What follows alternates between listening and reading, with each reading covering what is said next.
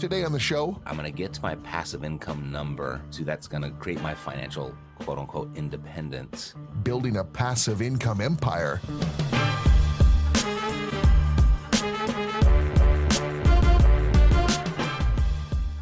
Have you ever wanted to try and build a real estate investment portfolio that largely provides passive income? Matt Theriault has done it. He's got a really interesting story. He's the guy behind the Epic Real Estate podcast and has built a business really since about 2003.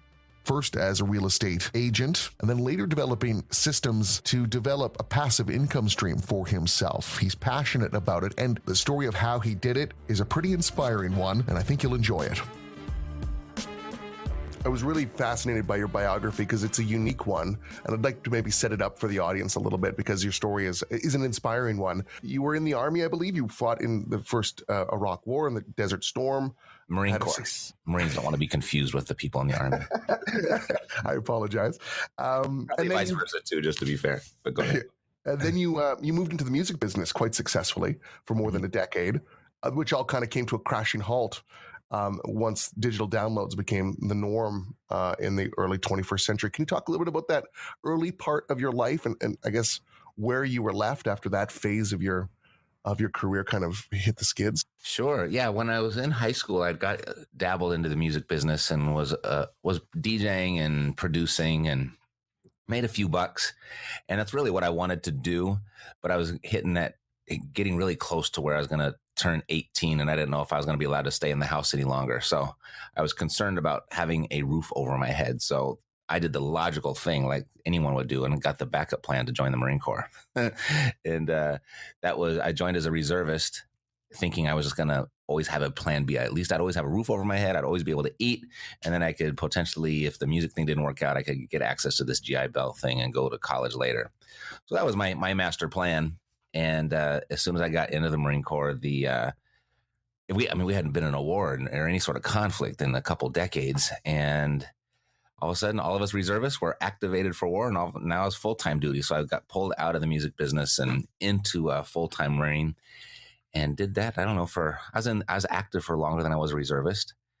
And then once the war kind of settled down, I started reaching out to all my past contacts, and all of a sudden found out we were still hot. We were still relevant. Myself and the other artist, we had a small little group together, and we got a recording contract, but I still had another, 9-10 months left on my contract with the Marines. So we had sent that request through the chain of command, and it went all the way up to the base general and requesting to get out a little bit early so I could take advantage of this opportunity.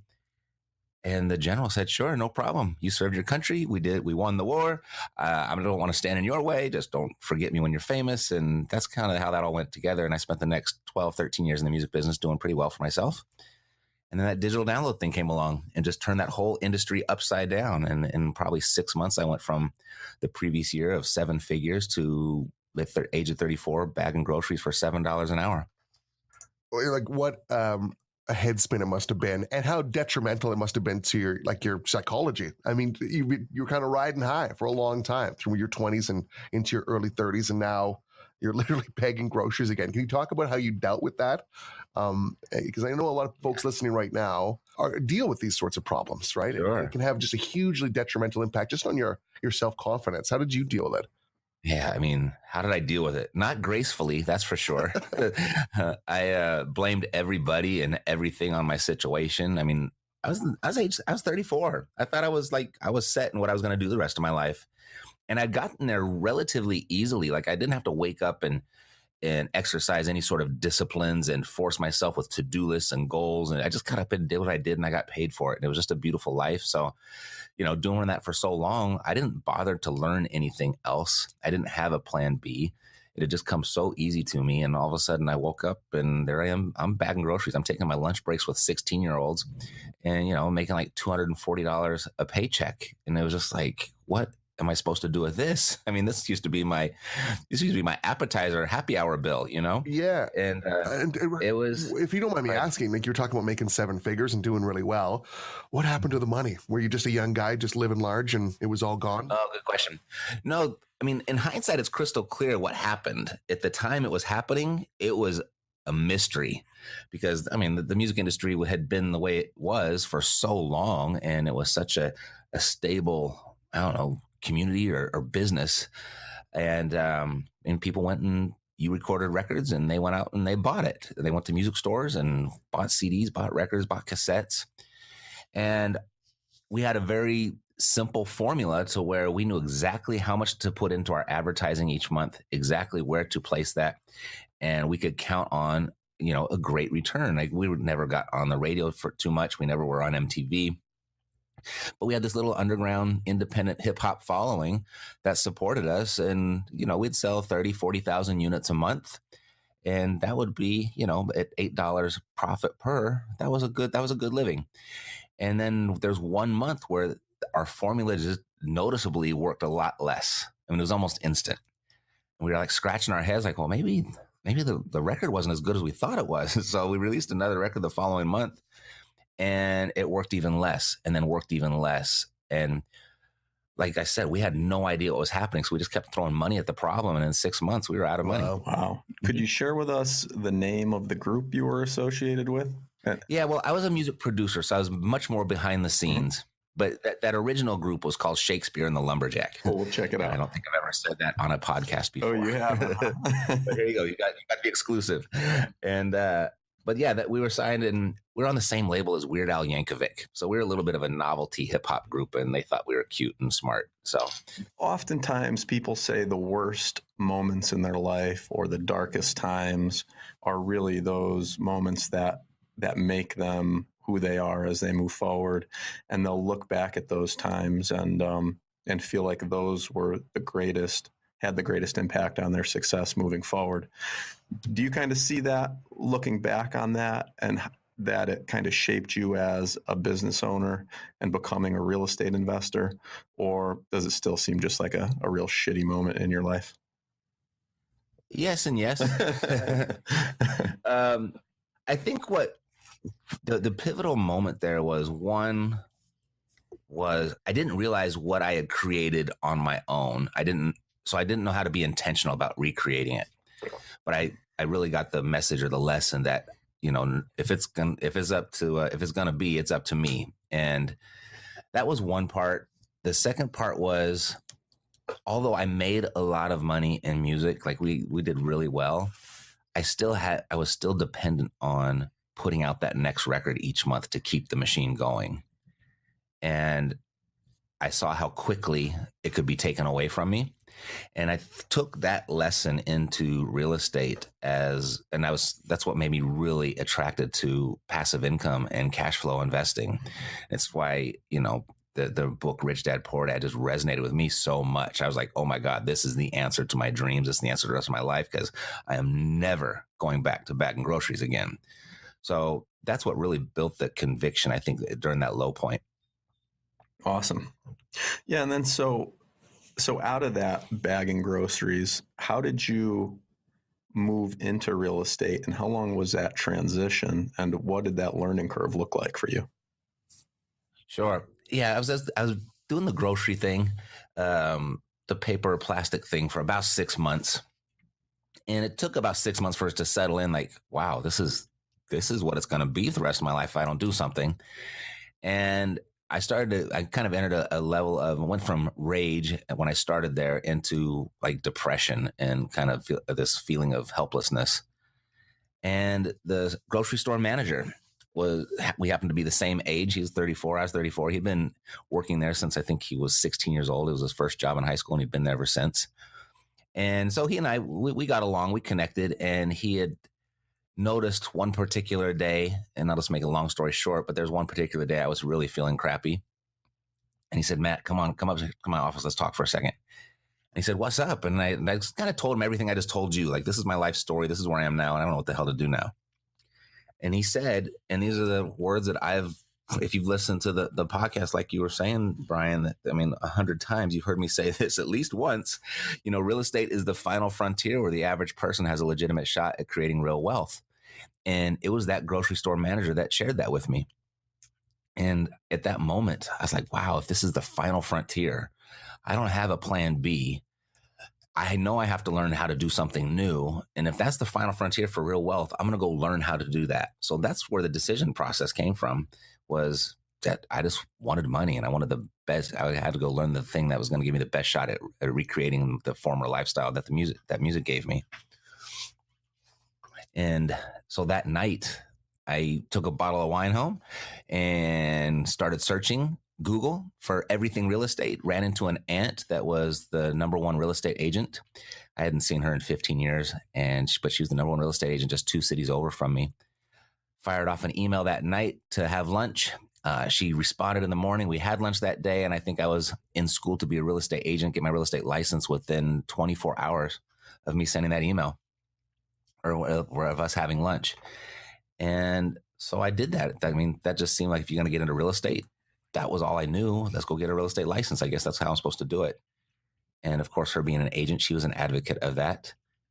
And I did really well my first year. I got rookie of the year the first year. Did better the second and better the third, better the fourth. And just came to the realization that, wow, if real estate is the final frontier where this average person can create this massive amount of wealth, I really woke up at that moment and said, I'm sitting on the wrong side of the desk.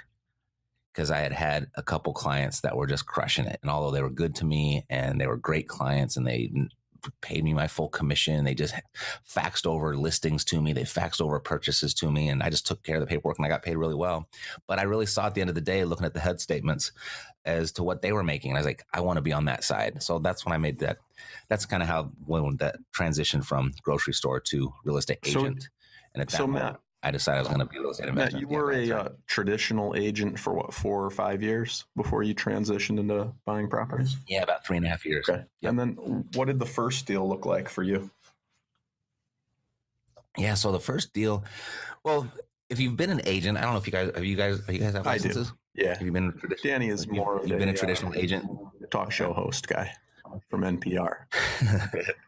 But I started out as a real estate agent in 2004 and kind of transitioned through that whole thing into becoming an investor probably after 6 years. Got it. Yeah. So I guess reasonably pretty close. Within a couple of years, we started kind of the same time. But you know that being a real estate agent and being a real estate investor are 2 completely different animals. I mean, people on the outside looking in think they're similar, but they're not. Right. They're totally different. And so I had made a large investment in my education, and fortunately, I found a really good program right out the gate. And I was at that moment, I was just like, I'm surrendered to the system and surrendered to their ways. What was the name of that program? That first program you got into? It's not around anymore, but it's called Nouveau Riche. Yeah, have you heard of it? I have. Yeah, so I got started at Nouveau Riche, and I don't know, they've been out of business for probably a decade now. But I was attracted to this one strategy called Creative Acquisition Strategies, or this one course called Creative Acquisition Strategies, and it was all about driving for dollars and how to contact the seller and then create these creative offers. And so I was driving up and down the street, found one, called the seller, and had it under contract. And this was inside of 60 days of me making this commitment to be an investor. And it was a property that was abandoned. The guy that was he had the single family residence, and he had plans to turn it into a 4-plex, and he ran out of money midstream. And so I was able to pick up the slack where he left off, found some money partners and found a contracting partner. And we went and did that deal. And at that very first deal, I made about $26,000. And I was like, yep, this is what I'm supposed to do. Yeah. That first deal. Yep. Yeah. That gets you hooked when you get that big paycheck. It did. And it was probably 8 months till I got my second deal. So that was a whole other story. And so why did it take you so long in that period of time to get a second deal? That first one came so easy that I don't think I really recognized how much work you actually have to do to get a deal, you know, when it comes to prospecting, and it's a numbers game. And I was in Southern California, which is a much more competitive market. And I started to really recognize how far relationships go, and it takes time to build those relationships. And so I don't think I worked that hard for those 8 months, just kind of waiting for the thing to fall in my lap, and kind of realized it's not going to. Right. Yeah. It's easy to underestimate the difficulty in getting a deal. Yep. Especially when you're a new guy. Yep. Because even for experienced guys, it's always a grind to some degree Mm-hmm. to find a deal. And so now, what's your business? What's happened over the past year since you've gotten that first and second deal, and how has that kind of changed over time?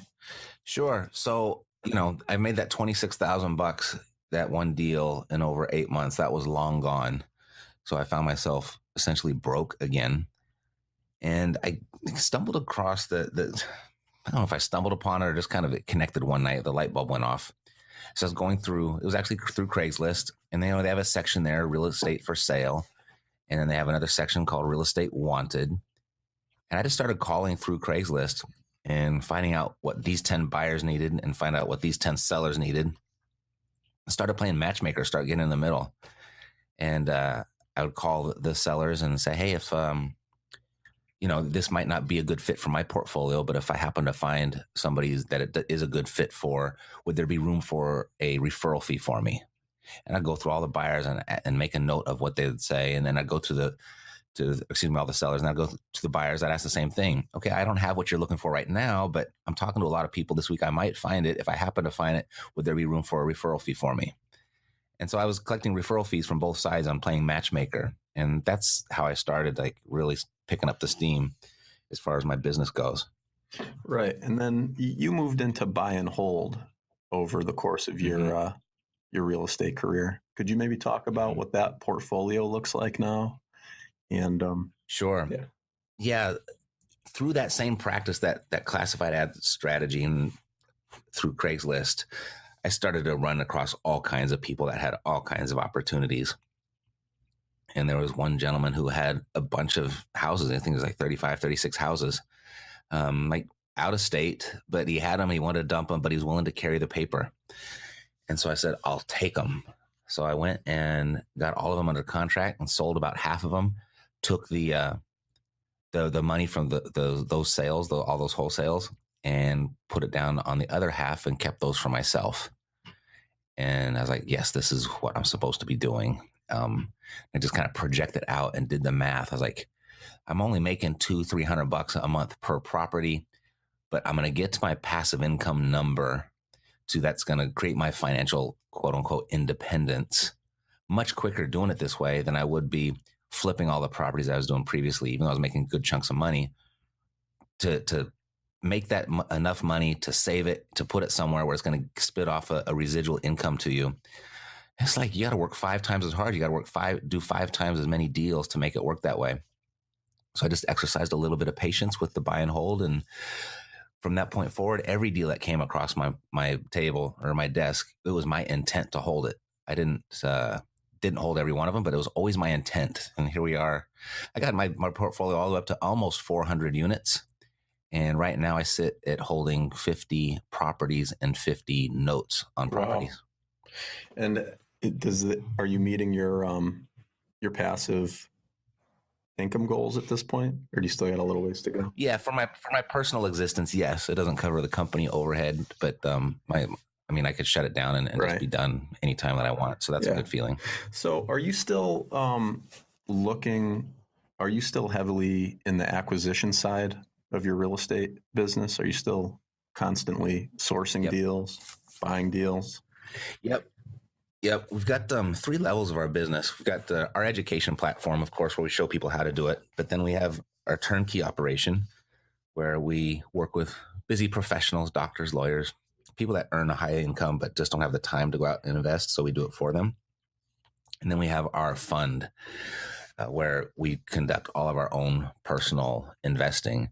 And then people can buy shares in that fund to essentially hop on our backs and go along for the ride. But yeah, we're actively building that fund. Cool. I'm trying to get that as big as I possibly So can. what types of properties are you looking to acquire? Mostly single family. It's just what I know. We dipped into multifamily for a little while and really got our ass handed to us a couple times, just with some bad decisions. And so I kind of reverted back to single family because I was good at it. It's what I know. I can't say I'll never do multifamily again. I'm just waiting for that right opportunity to come along. But what I do now, it works. So Right. And are there certain markets that you're looking Yeah. at? So being a cash flow investor, it kind of excludes both of the coasts from doing that. So we're all in the Midwest and the South. We're in 10 different markets through the Midwest and the Southern United States. Yeah. Is it all virtual for you? Yeah, because we're in Los Angeles, but our teams, we have 5 of our own teams and then 5 other teams that we leverage, and we manage them from here in Los Angeles. But we do have Right. to- So how does that look? Are those property management companies that you hire? Yes, exactly. And to- we have someone do here in the that? office that Right. just manages property managers for us. Oh, okay. And so, and you look, so you have 10 markets that you would consider. What's your acquisition strategy look like in those markets, and how do you bring properties into your business? Let's see. I would say most of it comes from our relationships. And I can't stress that enough of how important that is to build your relationships in the beginning. It might not result in fast transactions, but it will allow you to go much further in the business once you do that. But I'd say half of them come from, maybe 60% of them come from our relationships.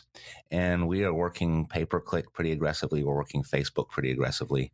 We've got some really good strategies that are generating those opportunities for us. And then we still do direct mail.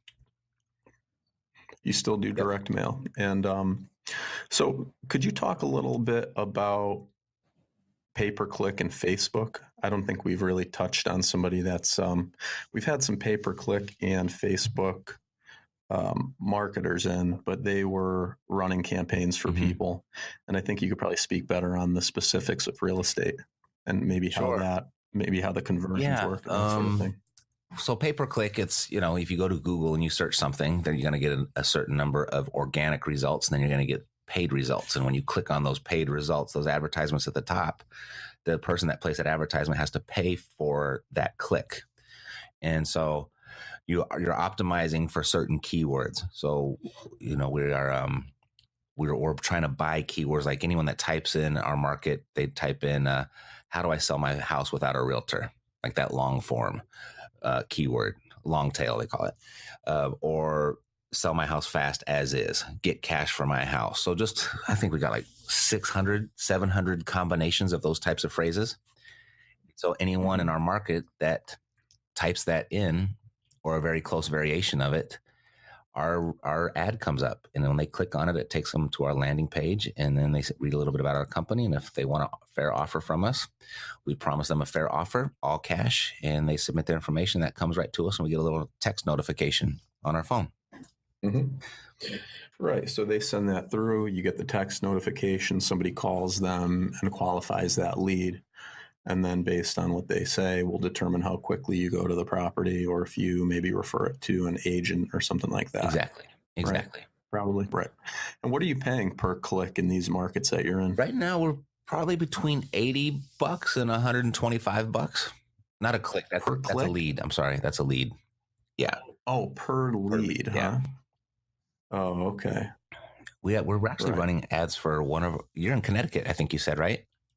Yeah. Yeah, we have a client in Connecticut that we are running ads for there, and we're doing really well for her. We're getting about $80 a lead for her. Oh, really? And then what's the conversion on those leads? It's brand new. She's only been with us for about 3 weeks. So I think she's in talks with 2 of those people they look like they're going to be deals. Right. I mean, so you historically on Google AdWords, do you have any idea what that conversion might be? It's pretty high. I mean, they're expensive leads, but it's pretty high because these are the people that are looking for you. It's not like you're trying to attract them to you. They went proactively online to try and find someone just like you that provides the service that you provide. And the key to that, the conversion key is how quickly can you get back to them? I think speed is the name of the game with those types of leads. Right, because they're clicking around, putting their name and number into a lot of different forms. Exactly. They went to the next person. So, right. And then, so how about Facebook advertising? How are you guys advertising on Facebook, and how effective have you found that? Sure. There's a few different ways that we're doing that. We did a test with our postcards, our direct mail. We used to just put a phone number because I didn't want to put a website on there because I didn't want people to go read about us and kind of make up their mind without us having to be able to talk to them whether we were a good fit for them or not. So we'd always just put a phone number so we could be that contact them directly. But what we started doing was putting Facebook pixels on our landing pages. And so whether they call us or go to the website, if they call us, obviously we get to talk to them. If they go to the website, now we can follow them all around Facebook. And we started doing that with our Google campaigns as well. Oh, you like that, huh? Mm-hmm. Mm-hmm. Oh, and then your face pops up on every corner of the internet for them. Yeah, so we have a little bit of branding between the mailing pieces that we send and then our online media stuff. So they look similar, so you can tell it's probably from the same company. Mm-hmm. And then we just follow them around on the internet like that, and that's worked really well.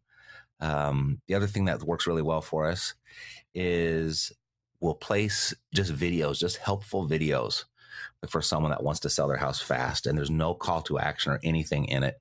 We try to be extremely charitable with the information that we give, and people will start liking those, and they'll start making positive comments because we're not asking for anything in return. We're just giving good advice and helpful advice. And once they like or comment, they've just identified themselves that this is good information. So now we can direct message them, and we start a conversation that way as well. So that's been working well. Right. So what are those tips and hints to sell your house quickly? Well, it's really, most of it has to do with the title of the video, because you want them to at least stop and watch it. Because there's another part of that is if they watch it for a certain period of time, you can build a custom audience out of those video views. So if someone watches 50% of your video, that's probably someone that had a genuine interest in what you actually had to talk about. And right. So and they might remember you as well. So it might be something like, if you want to sell your house fast, here's 7 tips, and it might be remove the clutter, clean up around the outside, and mow your lawn. And there you go. I mean, it's not rocket science. Like that, right? Yeah, right. I think one of our best performing ones is how to sell your house fast for top dollar in this market. And we run through a whole video of how to sell it for top dollar. Like, you should probably call a real estate agent, and then, but if you want to sell it fast, then here's the alternatives. So it kind of separates. Like, if you want to, it just identifies the real person that really wants to talk to us, and it forces everybody else just go call a real estate agent. They'll do a better job for you than you could do by yourself. Right. Yep. Yeah. And so the other side to this, you're sending direct mail, and everybody sends pretty typical yellow letter, postcard, things like that. But the magic comes in the list that you're mailing to, because the better the list, the less mail you have to send, and the better your conversion, I would imagine. What do your lists look like, and how are you gathering this data, and then how are you marketing to these people? We don't have a secret source of where we get our data, but we will start really wide and start laying additional factors on top of that list to narrow that list down. So, we might take absentee owners for a couple counties that are all close to each other, adjacent counties. And then we'll say, okay, we got these absentee owners. How about all these absentee owners that have, say, tax liens on them, or some sort of court judgment, something like that on there, some sort of lien on those properties. And then that'll narrow the list down significantly, then we might lay another factor on top of it. Okay, which ones are owned free and clear? And so we just kind of keep laying factors on top of each other that would signal some sort of motivation on the seller's part. Right. So, yeah, I've been hearing a lot about that. I think they call it list stacking. A lot of people call it list stacking. We call it factor stacking, but yeah. Price. Oh, okay. Yep. And so I've also been hearing a lot of people are moving away from direct mail and have started cold calling a lot more, and skip tracing, and having just dedicated callers. Have you guys explored that possibility at all? It's funny. I just interviewed somebody on my own podcast today that just started a cold calling school online. But we have not. I just started as a real estate agent doing lots of cold calling, and I really don't ever want to do that again. Right. Yeah. But I think these people set up virtual assistants overseas. These people make the phone calls, find out if there's some interest, and then you have somebody a little more totally qualified to make that call. Yep. Could you share with us the name of that person that has that cold calling school? Yeah, it's oh gosh, I only shamefully I only know my Putting you affiliate on the link. spot, Can I huh? give you my affiliate link name? It's Oh, Epic what is that? Can you share? epiccoldcalling.com. I got really creative with the link. Something. Oh, that's better though. Okay, yeah. So at least they'll go to your site too. Yeah. And Epic Cold Calling. You can help me keep the lights on over here. I'm yeah, disgustingly wealthy from this referral, by the way. So I'll cut you guys in for the millions that I make. yeah. So I bet That's sarcasm. So, Good detect. yeah, no, Okay. I caught it. Yeah, All hopefully everybody else did. And yeah, I've been hearing about. I started hearing it from Max Maxwell. Are you familiar with him? Yeah, I had him on my show. Yeah. Oh, you did? Yeah. Mhm. So he's starting to provide some really cool content, and I don't think I mentioned him on the show at all. But I think if anybody is looking for somebody that provides some good value, would probably suggest checking out some of his He stuff seems as like well. a really good guy. He's really making a name for himself really quickly. Yeah, that is pretty quick. Yep. How long have you been doing the podcasting for? Oh, we just started our 9th year. Oh, wow. That long, huh? Yeah, we did. We got started a long time ago. Yeah. And so that has helped. Nobody knew what it was. Oh, really? Like, what's a podcart? You know, it's like, no, podcast. So that must really help in building your relationships with people in other markets as well, right? Yeah. In hindsight, I don't think there could have been a better decision I could have made at that moment. I certainly didn't know what I was doing at the time, and I didn't know what it would turn into. But in hindsight, yeah, it's been a brilliant source of all types of contacts and business for us. Right. So, hey, Matt, what does the future look like for you guys in your business, in your real estate business? Yeah, we're very much focused on our fund and you just growing that. And so I was mentioned earlier that we do have an educational platform, but I want to go back to my real estate side of things because we put so much into the education side, and we're still doing it, and that's going to go on forever, and we're doing very well with it. But it this last year was the first time it passed up our actual real estate efforts as far as revenue goes, and although I was striving for that because I wanted 2 legitimate streams of income for us, it actually started to feel a little bit like a vulnerability. So we're in the near future, I mean, right now and probably for the next 5 years, we're heavily back into our own acquisitions is probably our primary focus. Right. And so Yep. this fund that you guys set up, could you maybe explain some of the logistics of that? And if somebody's interested in maybe Sure. investing with you or how they might set up a fund for themselves, what would something Sure. like that look like? Yeah. So I was like I was shared in the very beginning, I was very attracted to this one strategy called creative acquisition, or this one course called creative acquisition strategies. And a lot of that was about using and leveraging other people's money.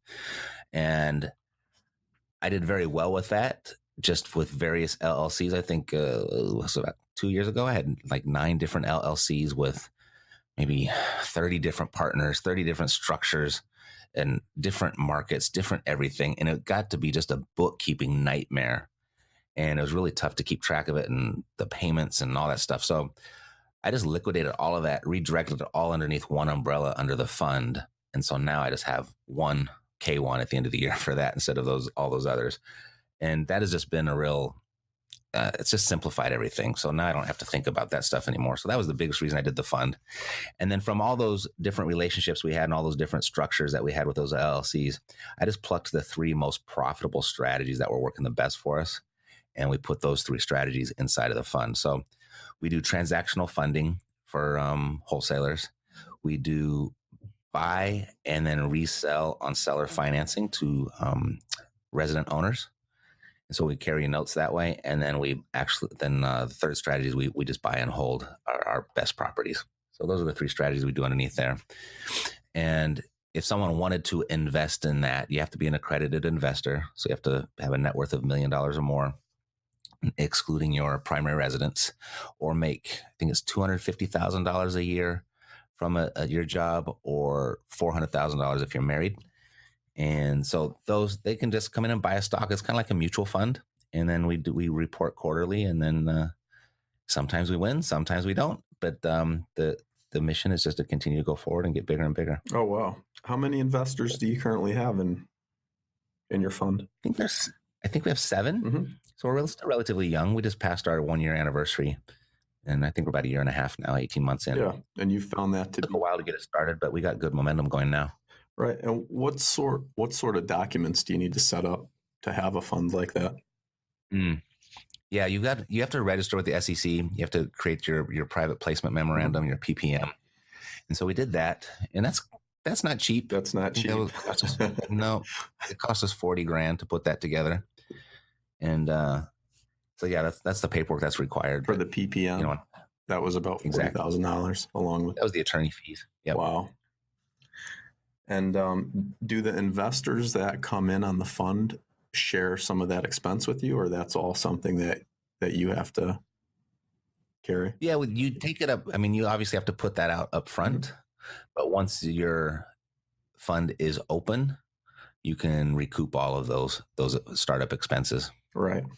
Awesome. But it's kind of like in an operating agreement, you can write into that whatever you want to write. No, I'm good to go. And the PPM is very much the same way. So there's countless combinations and clauses and creativity that you can insert into a fund. Right.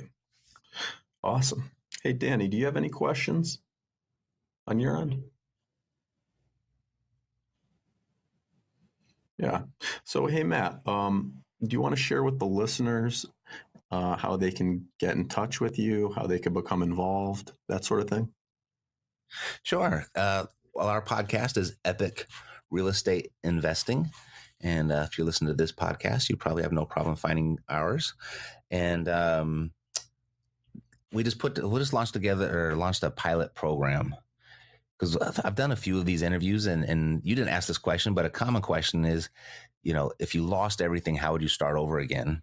And I've been asked that question enough times to where, wow, people really want to know how to do that. So we put together this pilot program of exactly how I would do it. And hey, Matt, it's totally free. Could you give us a quick breakdown on that before I forget to ask you? We would love to get Sure. On the pilot program? Yeah. Like if you had to start over again, what would be the steps you would take? Yeah, that's a good question. Good. I'm glad you asked Got yourself. Yes. See what I did there? It was the Jedi mind trick. No. No, kind of how I started, where I would share with you where I would go through the Craigslist or go through any online classifieds. There's countless versions of Craigslist out there these days. Even the Facebook marketplace is a good spot. But there's people that are looking for stuff and people that have stuff to sell. And I would create those relationships. And what really boomed for me was when I started taking properties that were for sale online, connecting with the person that was selling it, asking permission, can I go to my RIA club tonight and represent your property? And, almost every RIA club will have that section in the beginning of their meetings with the haves and the wants. And you get to stand up there, and I had a sales pitch for it. And initially, what I was doing was just trying to feed myself, because I knew that I was going to get a referral fee if I found a buyer for it. But indirectly, what happened, I could have never, predicted, is I started to really create a reputation for myself in my community. I call it that I came flyer famous, because I always had a property flyer at every single meeting. And from the outside looking in, people are attracted to that. People are afraid to do that particular practice. They're afraid to get up in front of the room. They don't know how you found your deal. They don't know where you're going to get the money. So you attract buyers, you attract sellers, you attract lenders and partners. And that's what really exploded my business, was just getting out there and stirring stuff up. And certainly I sold properties here and there and made some money. But, when someone comes and offers you 35 properties on seller financing, there was a reason for that. It's because I was the hustler in the front of the room. And everyone thought I was just crushing business, and I was just representing other people's business that I found online. So that's how I'd start. And you can do that for absolutely free. It takes nothing at all to make that happen. A little bit of patience, but extremely effective. Right. Yeah. So just start talking to people. Talk to buyers, sellers, wholesalers. Having a reason to. I think the big thing is when people go to those networking groups or networking events or those RIA clubs, is they're so focused on either they're scared to say anything, or if they do say anything, it's all about them. But if you go in and you're actually providing I hate this expression, but providing value to the people that are there. If you're finding out what other people want, I think Zig Ziglar said it, right? If you give enough people what they want, they'll give you what you want. If you just operate from that premise and just allow that process to happen, I think you go a lot faster, and it's a lot easier to do as well. Right. Yeah. So, and where can we find that again? It's at freerealestateinvestingcourse.com. freerealestateinvestingcourse.com. Cool. And do you also provide coaching, Matt? Yeah, we do that. Yeah. We've kind of transitioned a little bit less into coaching. Just we kind of give our information away now. But what we've transitioned into is a systems implementation company. Right. To where we essentially copy and paste our whole business into our client's business and then just give them the support for free. Yeah. And is that something you would share the cost with us about and what's involved with that? Or is that something where you kind of have to have a one-on-one with somebody? Yeah, but the only reason I'm not trying to hold back information, it's just that we don't work with everybody, because I really only want to work with people that I can make a difference for. I think the free real estate investing course is the best place for people to start. If they wanted to explore more than that, like if they're already doing some deals and doing some business, then you can go to reiace.com and we can hop on the phone and see if we're going to be a good fit for each other. I just want to make sure that I can actually help you before we can make any sort of commitment. For sure. Yep. Awesome. And then, and you have your real estate. What markets are you in? Just to let some people know in case they have some properties. Sure. We're in Cleveland. We're in Columbus, Kansas City, St. Louis, Indianapolis, Birmingham, Memphis. Dayton. Thank you. Hey, so what are the numbers on these single families that you're purchasing on average, would you say? Yes, the sweet spot is somewhere between an $80,000 to $120,000 purchase price. And those are going to rent between $800 and $1,200 a month. Right. And how much work are you putting into these? Some a lot, some little. We get them rent ready. We make sure that we make sure it fits the neighborhood. We don't overbuild, but we make sure everything works, everything's safe, everything's clean, and everything's to code. And so that's the amount of rehab that we do. And, depending on how you find that property or what condition that property is in is going to determine how much work you got to do. So if you're all in at $100,000 and you could rent it for $1,200 a month, that's something that would fit your portfolio pretty well. Yep. I'd buy those all day, every day. Awesome. Yep. And all right. Yeah, I think that's it. Do you have anything else, Matt? Anywhere else you want to send them? No, that's good. Listen. That's come into my world. Listen to the podcast. Matt, thank you so much for making time for us. If we get along there, then you'll learn all about how other ways to get in contact with us. And I really appreciate the value you've provided on your podcast over the years. You're one of the few guys that I've listened to, so I would highly recommend going back and checking out your content. And the best part is a lot of it is free, or I think all of the podcasts are free. Yep. But it's been really great for me. Thanks, Brian. That's all the time we have for this edition of the program. You can rate the podcast at Apple Podcasts, and we'll see you next week.